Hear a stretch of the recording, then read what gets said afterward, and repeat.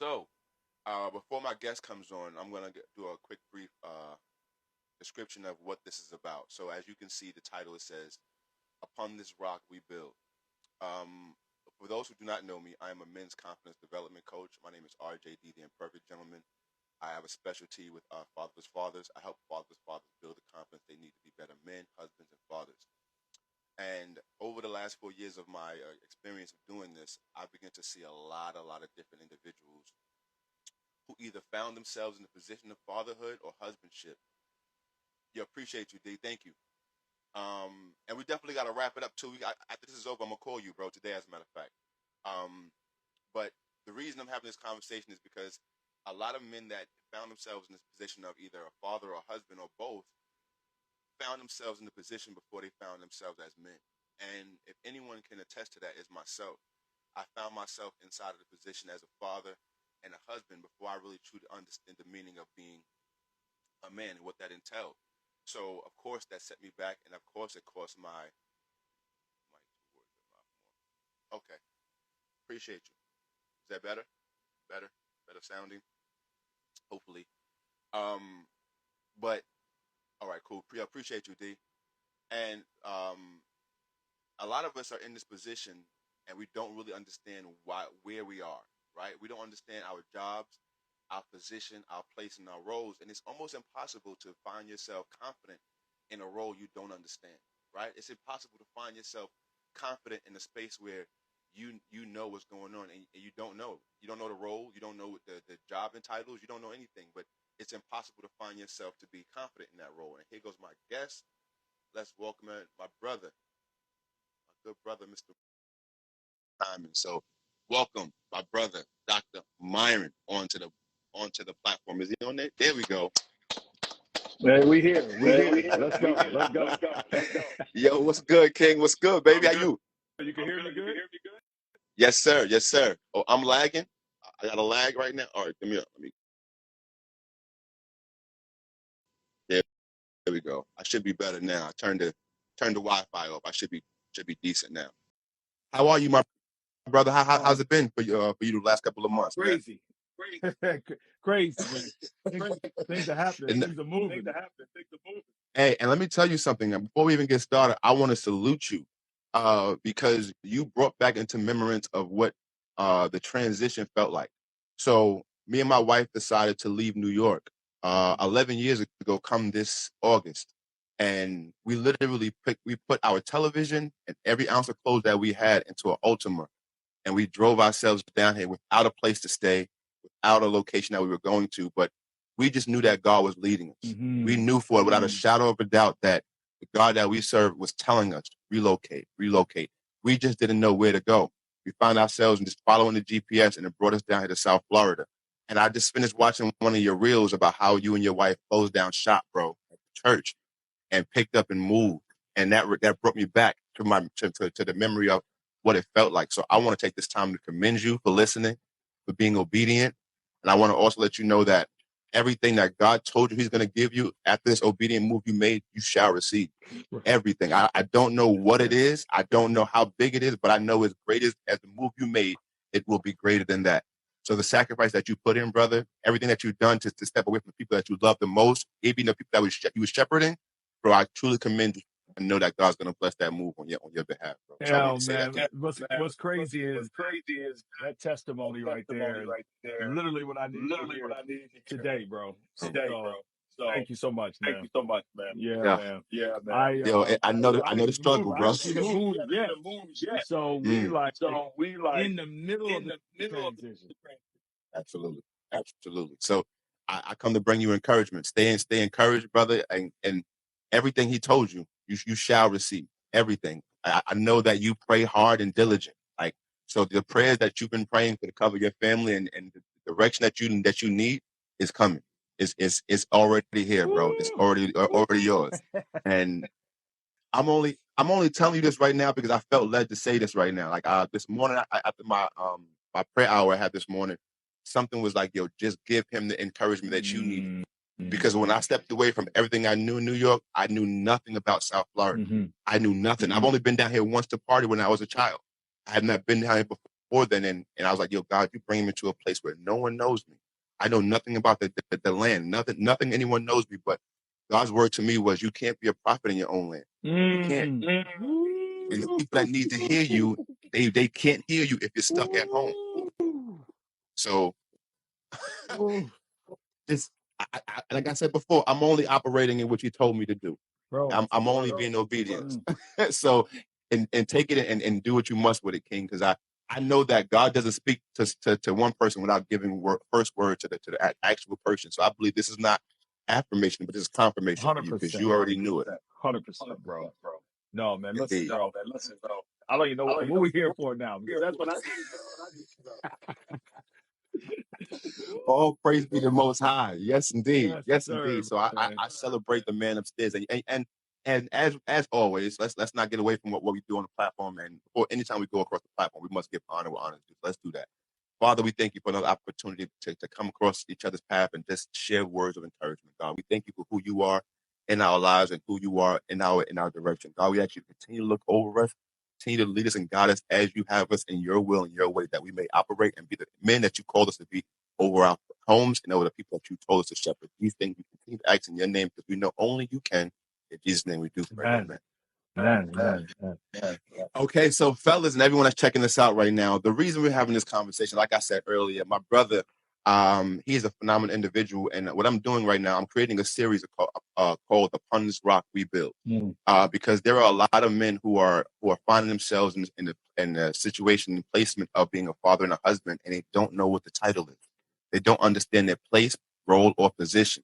So what I'm doing, I'm going to men that everybody that I'm bringing on this platform, I want to let you guys know I know personally, right? I understand them personally, and I know personally that they are the men that they say they are. And more so, they are the men that their families know that they are, right? Because I'm not bringing men onto this platform who run their mouth about being a good dad or run their mouth about being a good father. I'm bringing men on this platform that I know without a shadow of a doubt, if I took them out of the room and kept their wives and their children in the room, their story wouldn't change. Those are kind of the men that I'm bringing on the platform. And my brother Myron is definitely one of those guys. So I want to start this conversation off, Myron, by saying thank you for doing what you're doing, covering your family and being the man that you are, because I'm taking pride in being a husband and a father, and I'm stepping on the necks of the ones that are really not. You know what I'm saying? So my first question to you is, amongst the roles and the placement of a father and husband in a home, what do you believe truly is the placing of a father? Where do you believe he leads from? Yeah, man. So, it's funny, man, that you asked this question, because I was just talking about this morning. And, one of the questions I get a lot from families and from couples and from just husbands in general, they're like, yo, why won't my wife follow my leadership? Why won't my kids follow my leadership? And man, I just kind of took my own personal journey, man. I was frustrated because I felt like my wife did not respect me, did not trust me, and did not follow me as the man of the house. And man, one of the things I came to discover, man, is because where I was leading the family, didn't nobody want to go there. And brother, it's like we talk about leadership and we talk about fellowship, but the truth of the matter is the way that I lead myself is an indicator, is an announcement to my family of where I'm leading them. I mean, bro, so if I'm trifling, lazy, and disconnected spiritually, disconnected from my family emotionally, not growing, not developing as a person, only winning at work, you know what I'm saying? Only winning in career. You know what I'm saying? But bringing the leftovers home. Yo, bro, I'm literally telling my family, this is where I'm leading you. I'm leading y'all to be I'm leading y'all.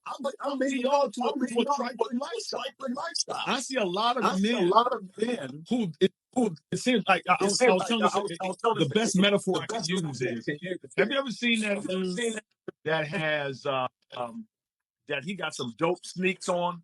You know what I'm saying? He got the J's on. You know what I'm saying? Right. He fit it right. But then when you look at kids, his kids got on some. They got on. His kids, they fitted like he fit. I'm saying, and I've seen this where you see some men, they car is dope. You know what I'm saying? They fit is right. They kicks is dope. But then when you look at the family don't. The family is not representative.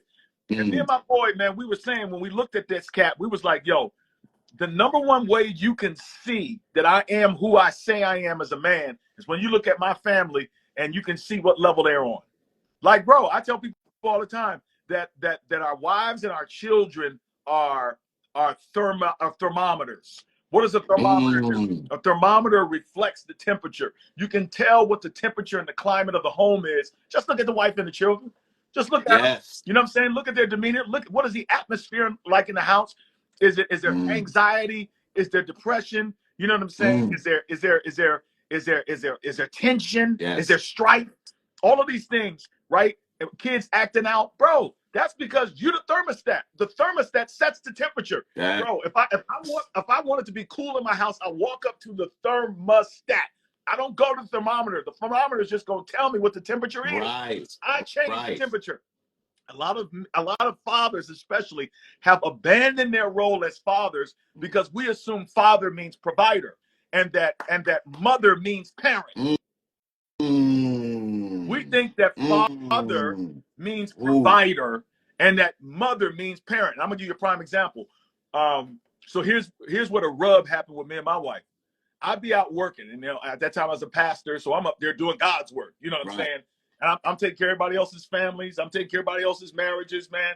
I'm preaching. You know, my platform is growing and so forth and so on. And then when I get home, I'm tired. I got nothing left. I don't want to talk to my wife. I really don't want to engage the kids. I want to sit down on the couch, turn on the TV, watch the game. You know what I'm saying? Just chill, right? My wife is in there doing homework with the kids. My wife is in there getting food prepared. My wife is in there getting the house prepared for the next day. And I'm chilling. And bro, it didn't even occur to me that what I was doing was wrong because I only images that most of us fathers see is that father means provider, right? We don't realize that if you're a father, you're a parent. You're supposed to get involved in the lives of your children. You're supposed to be engaged in what happens. So here's what would happen. I would run that play and do nothing. My wife she leave work, come home, still serving all night. And then about midnight, you know what I'm saying? I tap wifey, be like, hey baby. Hey, by the way. You awake? And she's like, nah, you ain't getting them draws. You ain't getting these draws at night. I don't even like you. Bro, I'm not even attracted to you. Because where are you taking us as a family? You're not servant leader. You know what I'm saying? You preach Christ, but Christ ain't in the home. You know what I'm saying? You leading other people to worship. You ain't leading us. I'm saying you telling everybody else to live a certain way. When you come home, you're giving us the leftovers. And my wife literally said this to me. She's like, dude, you're Superman out there and you Clark Kent at home. She was like, can we get Superman at home? Can we get him at home? Because I'm tired of seeing this. Oh, hold on. I'm about to say, I'm tired of seeing this dude. I'm tired of seeing him, you know what I'm saying, give the best to everybody else and bring the leftovers to his family. And so this is stuff I had to learn the hard way. And so now I'm trying to outdo my wife in service. Like I cook most of the meals. I'm cleaning the house. I got up this morning early, worship, came downstairs and cleaned the freaking house. When my wife get home, it's food on the table. And I'm managing the business. And I'm leading the congregation. And listen, and I'm pouring into lives of others. I can chew gum and walk at the same time. Like, don't sit here and tell me that you can't do both. Like, I'm so busy here and I don't got enough. If you're too busy to serve your family, then you should have never got married. You should have never had children. You should have never had children. Ain't nobody tell you take your thing out and stick it in nobody. And come on, man. What you want to do? You just want to work, come home, and then be respected, and you ain't leading. And so I'll just end by saying this: if we're going to lead well our families, we have to lead well ourselves. And how we lead ourselves in terms of our emotions, our wellness, our spirituality, our growth, our development, and more importantly, our service. Am I growing as a servant? Am I growing as a servant leader? Am I becoming more unselfish? And when I'm doing that, then the family says, okay, we trust him. Wherever he want to go, we'll go. We'll go. Servant leadership. Yeah. Servant leadership, 100%. Myron. Yo, so this fits so much into the theme because in order to be a servant, you have to first put yourself aside, right? And like you said earlier, in your prayer time, before you even came downstairs this morning to even clean up, you had to go seek the face of the Father. And so upon this rock came from Matthew 16:17 through 19. And you understand exactly where I'm going when I say this, because Jesus asked Peter, who do you say I am? Right? And Peter was like, man, yo, listen, you the Christ. You him. You him. You You the him. son, right? Yeah, yeah. You dig what I'm saying? And Jesus' initial thought was, nobody told you that. Mm-hmm. My Father above told you that. So upon that mindset, right? See, because it wasn't that, see, when he said the rock, he meant that mindset. Peter's mindset is what he's going to build that church Mm-hmm. on. Mm-hmm.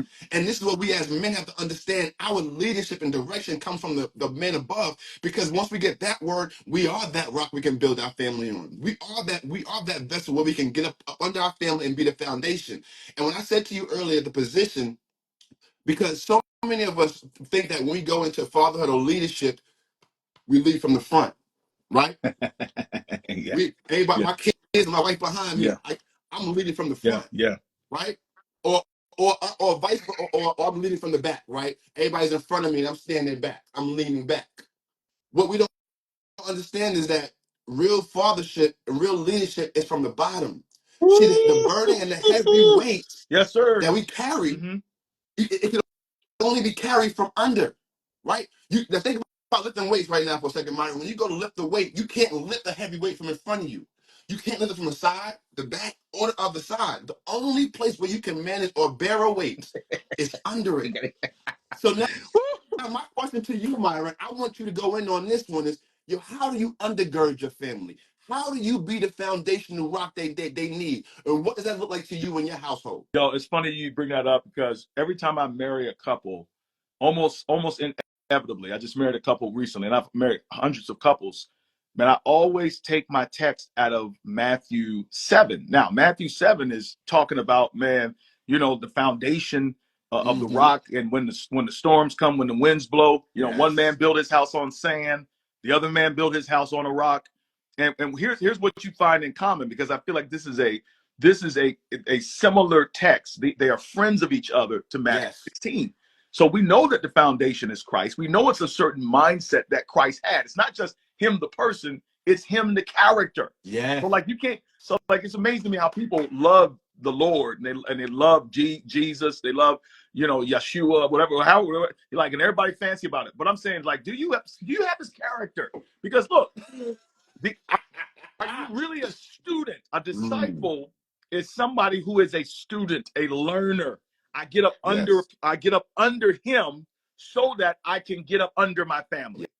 I sit Yes. at his feet Mhm. so that my family can sit at my feet, right? And so in the text, you see what happens. What's the commonality between both, you know what I'm saying? The house that's built on the sand and the house that's built on the rock. Both Right. the only difference is the foundation they built on. But here's what's consistent. They both about to get that heat.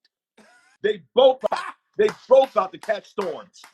The Yes, wind's sir. gonna Yes, sir. blow on both of them, Yes. huh? The rain's gonna come down on both of them. The Yes. hurricane coming. You in Guaranteed. South Florida, you know what's up. When that time comes, you got to board them. Hurricane Got to get season, ready. baby. Why? Lock them down. It's a storm. Everybody gonna get the storm. Yes. The key is who is prepared for the storm. And here's what a lot of men do not. They don't calculate when they're choosing. You know what I'm saying? The spouse. What they don't calculate when they're proud about being a parent, and Mhm. they post online. You know what I'm saying? Girl dad. You know what I'm saying? Boy dad. Here's what they don't calculate: Right. that when you are leading human beings, the Mm. enemy is coming with all type of storms so that he can destroy the family. Yes. And the question is have you built your family upon something that can withstand demonic forces? Mm. No, no, Come on, Myron. bro, listen, I appreciate your portfolio. You know what I'm saying? I like your house. I like your car. No, I'm serious. Like, bro, you did it, man. Congratulations. None of that stuff has spiritual power. None of it. None of that stuff can defeat suicidal ideation in your children. None of that stuff Nope. can deal with the depression, anxiety in your wife. None of this Yep. stuff can deal with the generational cycles that you pass down to your children that they have Mm-hmm. no idea about because you ain't never talked to them about it. So what I need you to do is I need you not just to be excited about the role. See, bro, let me just say, I'm gonna say this real quick. Man, what I've discovered is there's a lot of people, men and women, but we're talking to men. There's a lot of men. They like the idea of being a husband. They like the idea of being a father. The They idea. like the Yes. idea of being in leadership, but they don't want what comes with it.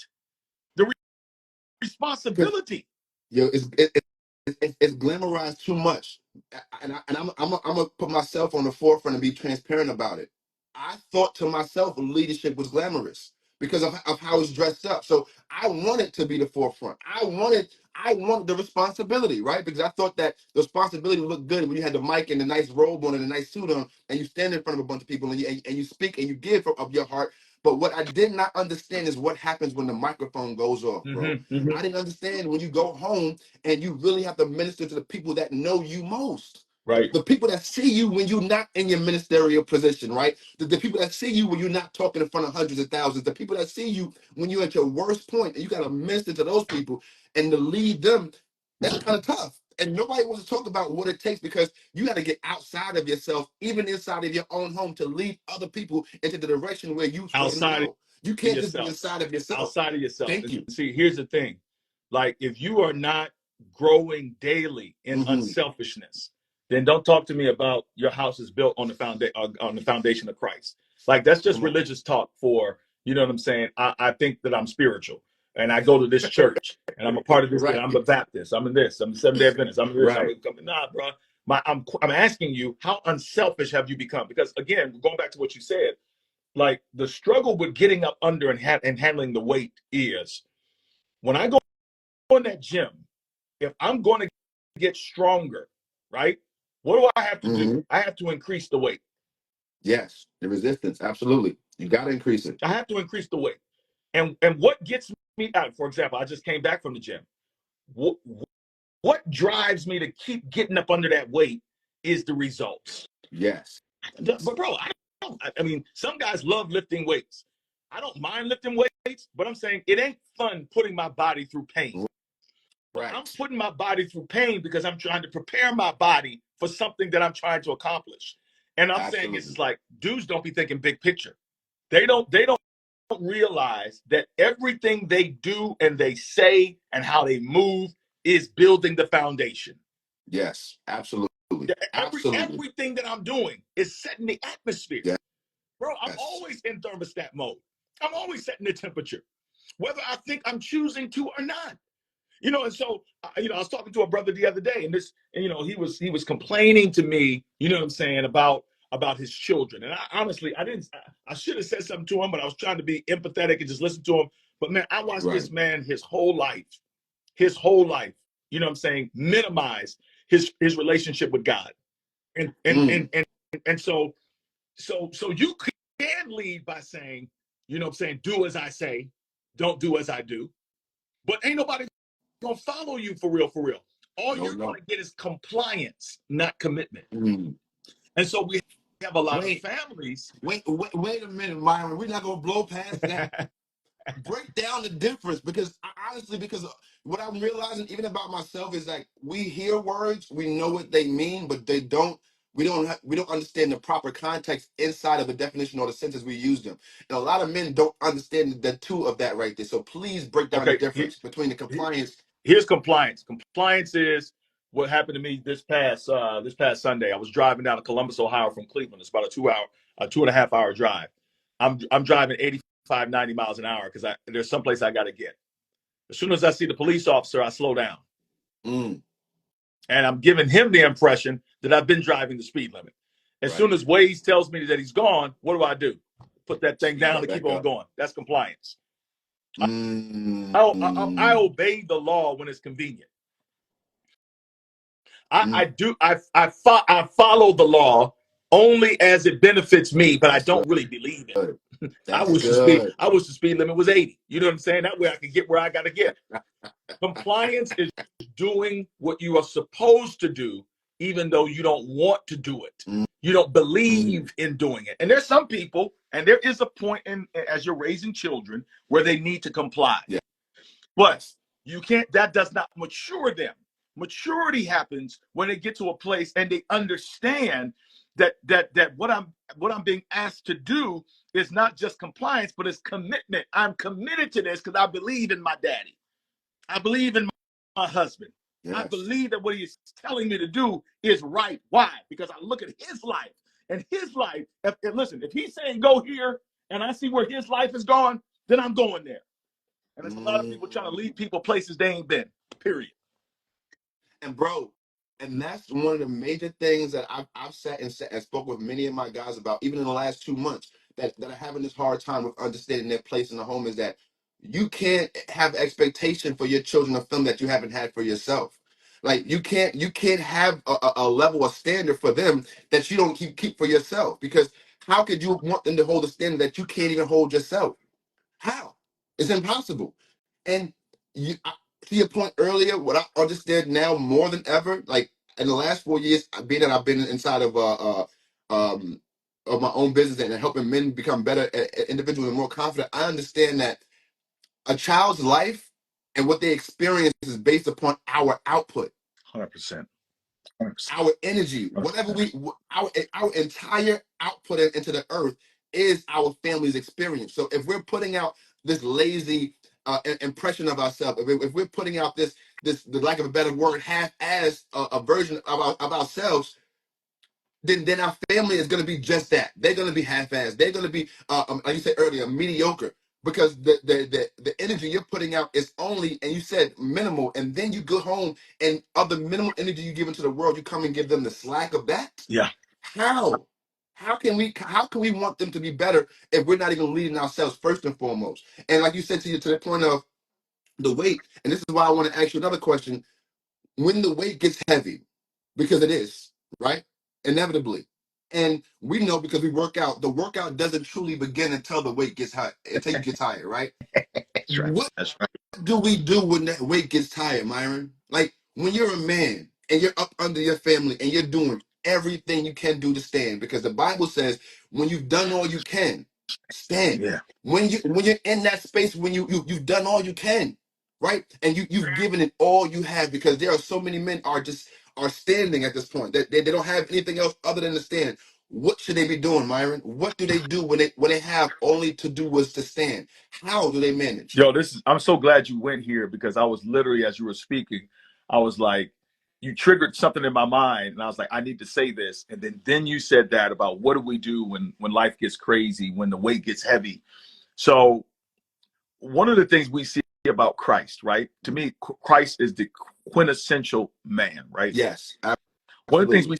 we see about Christ that I think is underestimated and undervalued is something that I had a discussion with a brother with the other day. And he was an OG, and I much respect to him. You know what I'm saying? He came up, he's a baby boomer. He came up in that generation. They were taught to lead a certain way. Right.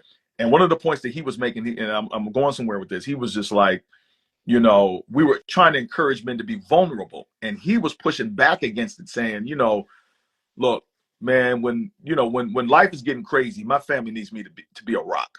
My family needs me to hold it down. They don't need to see me crying. They don't need to see me, you know what I'm saying, whining. And I'm like, I agree with you. I think you may be taking it to an extreme that I'm not. I do believe that God calls us to be strong. I was just like, but do you know what strong means in the Bible? Mm. You know what strong Let's looks go. like? I said, Paul says, in weakness, I'm made strong. I am made strong. Yes. Paul said he glories in disappointment. He glories in persecution. He glories in the struggle. I said, then we Yes. look at Christ. I said, Christ's worst moment on the planet was in the Garden of Gethsemane prior to the cross, where he's literally thinking like, yo, my purpose is in front of me, but I can't do it. Christ is literally saying, I can't do it. Heal the sick, raise the dead. The pressure and the weight of the responsibility of his assignment. And I'm using that as a metaphor to say the weight and the pressure of the assignment of Yes. manhood. Yes. It gets heavy sometimes. It's not sometimes, all the time. When I think about the fact that, man, my family is depending on me spiritually, forget anything else, spiritually. So we be all on money. Bruh, my relationship with God, man, has an impact on the soul salvation of my family. Yes. That weight is heavy, Yes. bro. That Yes. crown is heavy to rock, bro. Yes, So it what is. does Christ do? Christ is feeling the weight, and what does he do? This is what it looks like. Yo, my man gets in the Garden of Gethsemane. He feeling the weight. He calls for 3 of his boys to come and be with him. Yeah. Yeah. He basically Yeah. says, yo, I need some help. Yes. He's like, Yes. I need some help. He's and in front of his family, if you will, they see him crying out and agonizing before God. Mm. Now we know Mm. they fell asleep or whatever, but there's 2 things that he did that I want to recommend every man do. Number 1, that man got real and vulnerable with God in front of his family. Mm. There is nothing stronger than that. There's not a stronger look than that. Like we hiding too much stuff from our kids. I'm not Mm. saying they need to see Yes. everything, but Yes. one of the things I appreciate about my dad is, man, when we were having financial struggles and stuff going on in the house and people sick, my dad, man, he would gather the family and he would get on his knees and with tears in his eyes, he'd be like, God, I don't have it. I need you to bless my family. Mm. That image of my dad My getting God. vulnerable with God, crying out to God, seeing him worship before God, like, I need you, Lord, is the strongest thing I've ever seen in my life. Yeah. Second thing that Christ did is he called for help. Like, Yes. look, bro, and listen, I know that there's nuances with this. What I'm saying, though, is there are times when life gets too much for you. And, bro, you ain't proving nothing to nobody by trying to figure it out by yourself. Man, go ask for some help. Yes. Go ask for some help. You ain't doing nothing but hurting somebody. Go ask for some help. Yes. I mean, Please. real talk, bro. Let me, man, we're caretakers for my father-in-law. And, man, there have been times, man, when I've been married and my pride has been so heavy because we've been in a rough spot. And, man, he came aside and said, listen, man, I got you. And I'm like, nah, man, Mm. I'm good, man. I'm going to find my way out of this thing. And that's some BS, bro. Yes. Sometimes, and I'm not saying every time, but sometimes God put people in your life to help you Mm-hmm. because you can't lead your family by yourself. It's running back by committee. You know, Yes. NFL, man, they used to have one tailback. You know, I'm a Cowboys fan. Pray for me, man. And Emmitt Smith, you know what I'm saying? One back, he would carry the load. Yeah. But nowadays, they're like, nah, we ain't investing all that money. We need a running back by committee. We need 3 or 4 guys, you know what I'm saying, Yes. to pound that offensive line. We need 3 or 4 Yes. guys. You know what I'm saying? What I'm saying is when it comes to leading, and typically, I'm saying the team get the victory.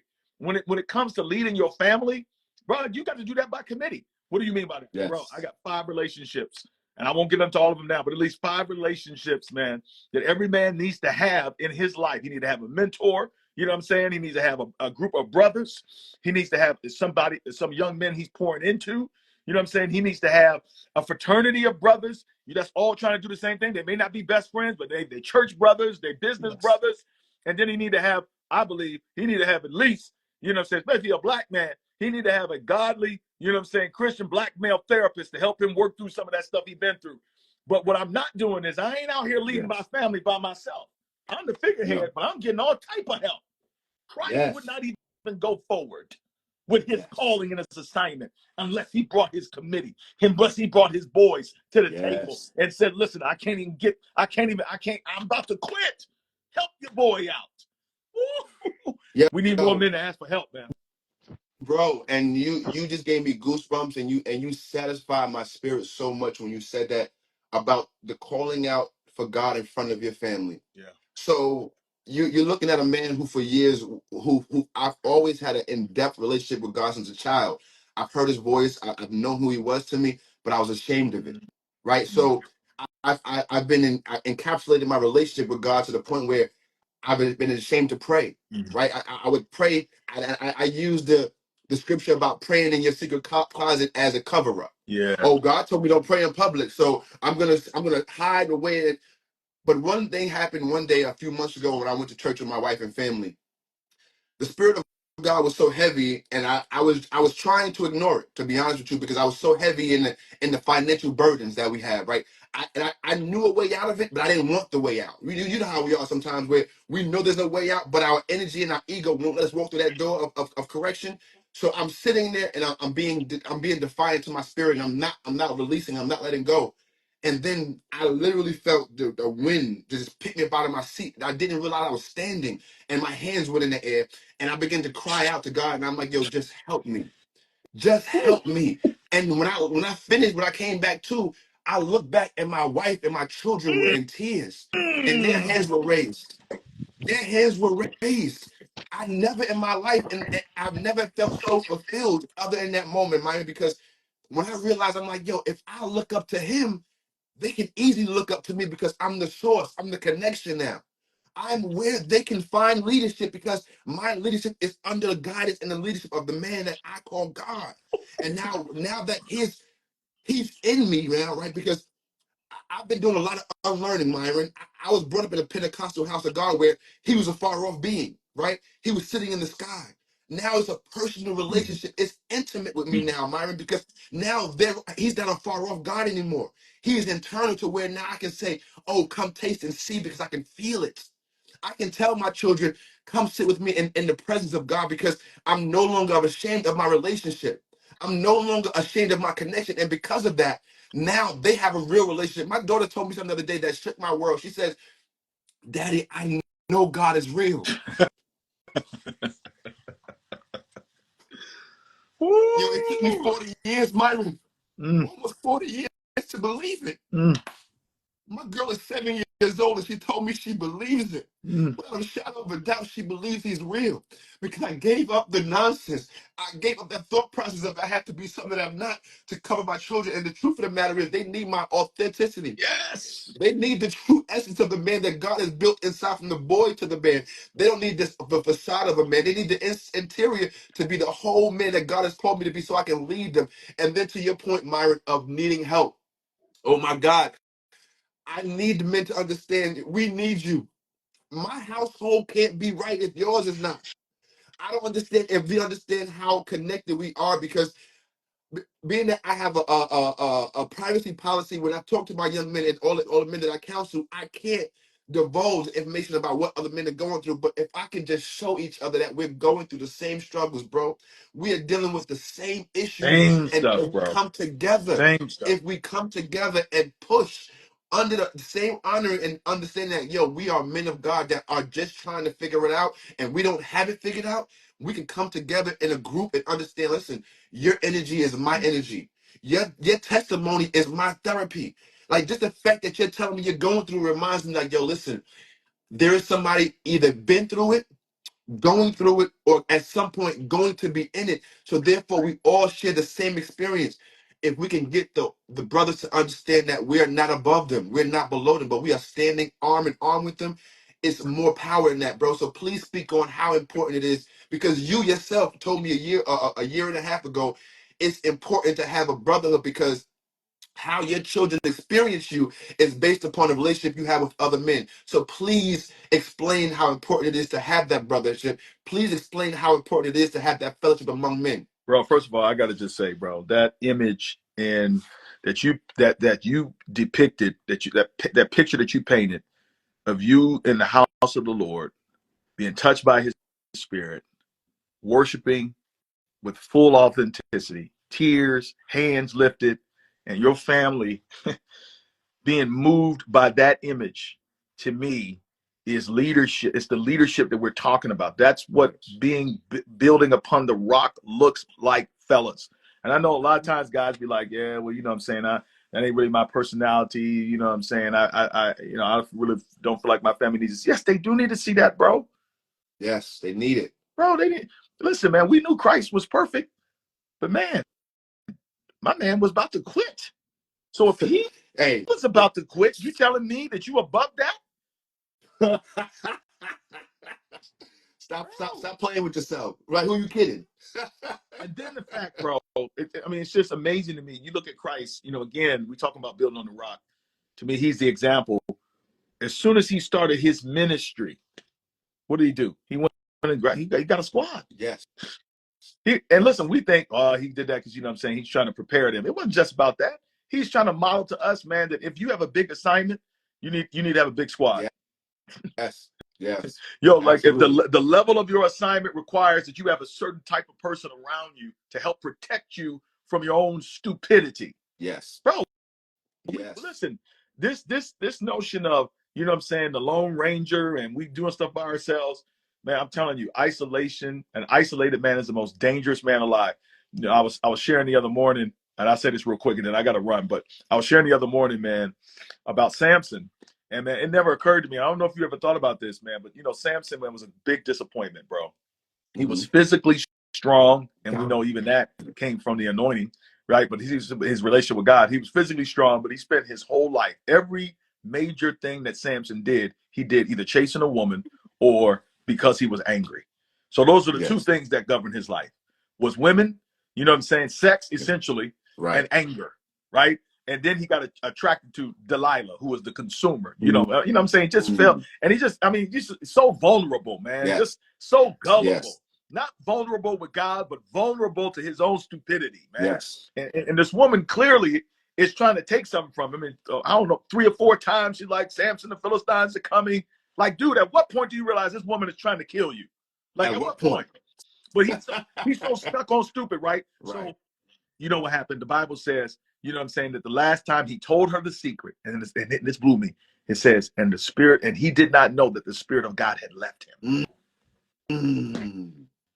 Bro, then the next scene we see of Samson is he's blind, bald, standing in between two Yep. pillars, and you know what I'm saying, he essentially kills himself and all of his enemies, and all you can think of is, man, what could he have been? And then it finally hit me, bro. Oh, bro, listen to me. I need everybody to hear me on this, because some of y'all got that Samson energy, where you extremely gifted. You know what I'm saying? You're talented. You got a lot going for you. But you know, and I know that you really ain't lived up to your full potential. You got everybody else fooled. You know what I'm Yes. saying? Because you could do a few nice little things, you know what I'm saying? Because you got this, or, you know what I mean, you're strong in this area, and they think you really successful, but you know good and well that you're leaving a lot on the table. And here's what happened to me. This is why Samson's life so tragic, bro.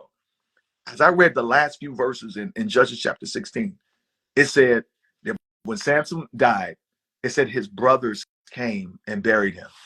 I said, yo, where was his brothers his whole life, man? Right. I didn't even know this man had brothers. Yo, this man had brothers? So it's two things here. Either Samson out here screwing his whole life up by himself, Yes.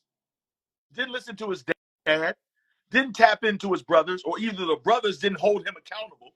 But I'm like, man, Right. when he with Delilah, how come ain't nobody snatch him up and say, man, get the hell out of here, bro? Right. When You he know what got time married it is. to that woman, and he shouldn't have. Where was his brothers at? Where was his brothers? And I'm The saying, to me, counsel. this Samson's life is a picture of so many brothers out there, talented, anointed, gifted, but self-destructing. Why? Because they rolling solo.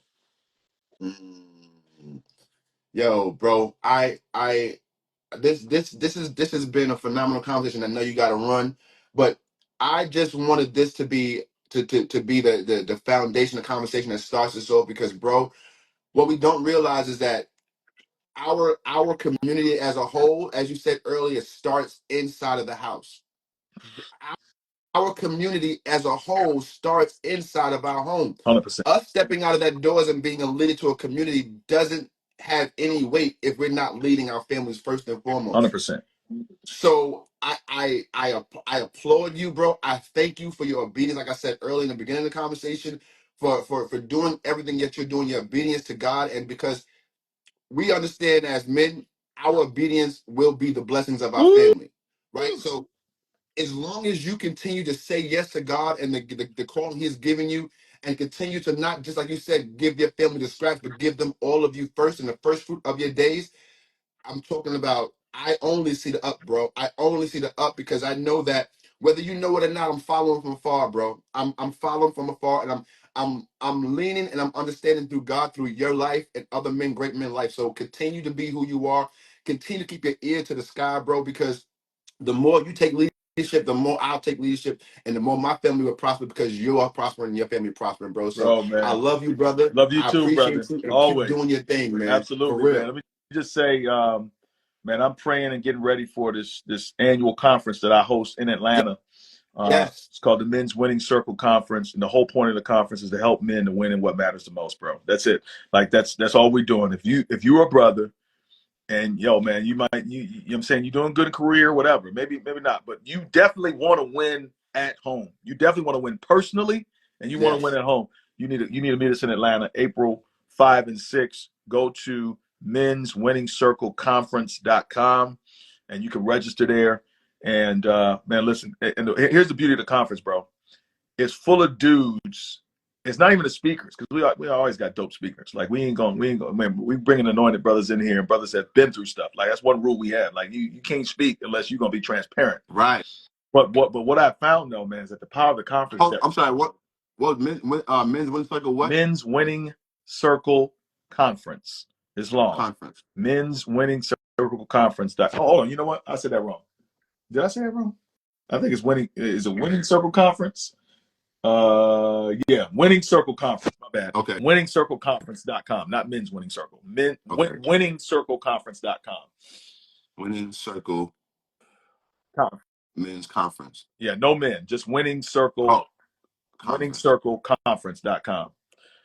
Bro, man, the power of this conference is that you got all these men coming, and they coming because they want to win spiritually. They want to win in their families, and the energy there is crazy.